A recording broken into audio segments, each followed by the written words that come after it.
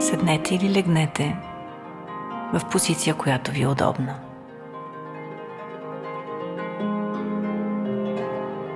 Направете каквото ви е необходимо, за да се чувствате добре по време на тази медитация.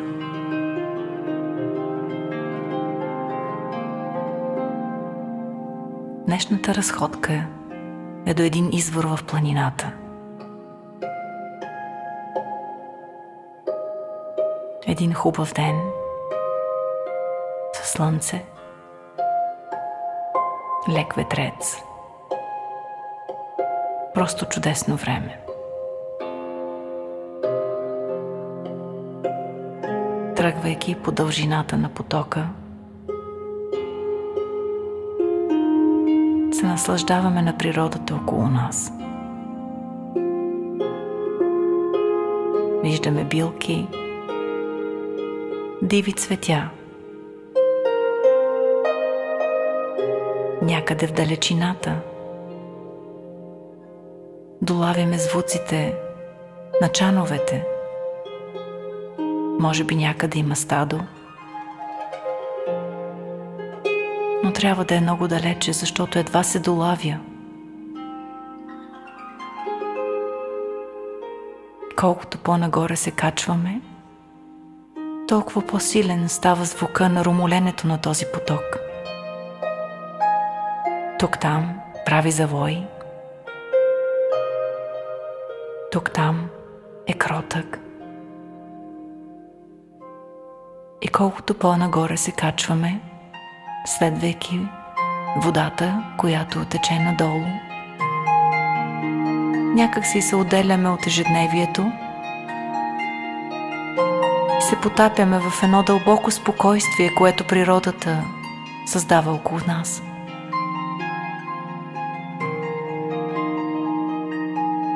Още малко и чуваме звука по-силен. Като че от тук е извора, от тук започва всичко.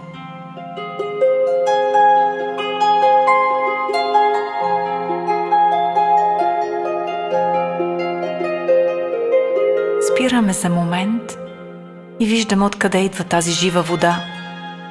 Вода пълна с енергия. Вода, която е някакво начало. Идва някакси изпод земята, е толкова чиста, прозрачна, кристална. Спираме се, сядаме до извора, потапяме ръце. Колко е студена водата, свежа, зареждаща. Чак ни се иска да полегнем на тази сочна трева до водата, слушайки звука, бръмченето на насекомите. Изведнъж ни става едно спокойно, просторно. Лека по лека насочваме мислите си към собствения си живот, към нещата, които сме направили в живота си, решения, които сме взели.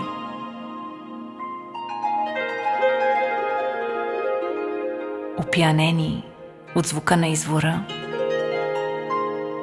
от водата до нас. Осъзнаваме, че всяко решение е всъщност едно от многото, които като този поток постоянно са текли, добавяйки неща, които са ни обогатили и са ни направили човека, който сме днес. Лека по лека се замисляме дали има някое решение, което сме взели тогава, на времето, което днес ни звучи като грешно. Но вместо да се спускаме по наклона на самообвинението, се замисляме, че всъщност тогава това е било най-доброто възможно решение. И може да е имало повече от едно такива решения. Но днес до звука на живата вода, можем да вземем решение. Да не се самообвиняваме за това някога взето решение. Да си простим, защото когато човек е поставен на определено място, в определена ситуация, в този момент тогава той взима най-доброто за момента решение, което след години, с добавената мъдрост, с осъзнаването, израстването като човек, тези старите избори могат да ни изглеждат не точно така, както днес бихме ги направили. Нека сложим ръка на сърцето си, давайки и приемайки тази прошка към себе си.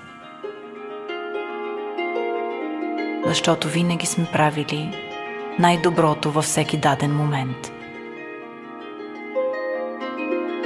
И някак си тази жива вода, румоляща до нас, отмива това, което ни е тежало. Това, което някак си като сянка е винаги висяло до нас. И в този слънчев ден ни е хубаво, леко отново, защото знаем, че сме се научили и сме се обогатили въз основа на тези решения. 1 или 2 или 3, или може би повече. Отваряме очи и се заглеждаме отново във водата. Живо богатство, като нашата душа.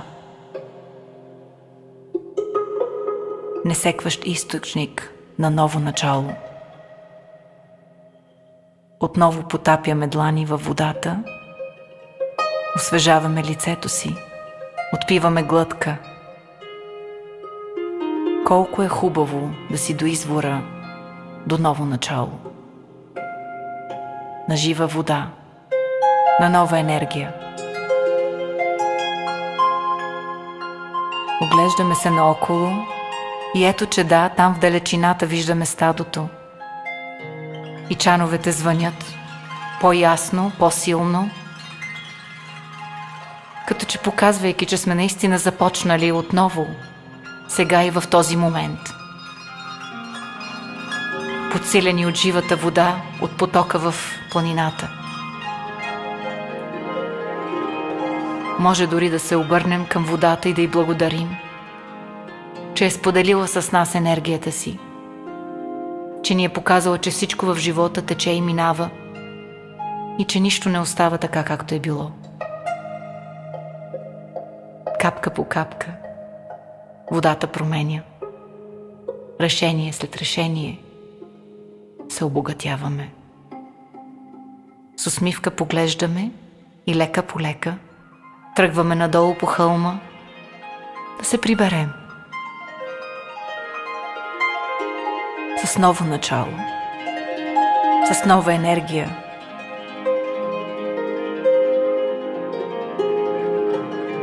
Румоли до нас потока, минава по завоите и ние така в живота. Минаваме кога напряко, кога по завоите, но ето, че днес ни е хубаво леко. И ето, готови сме да продължим с деня. Освежени, улекотени, щастливи.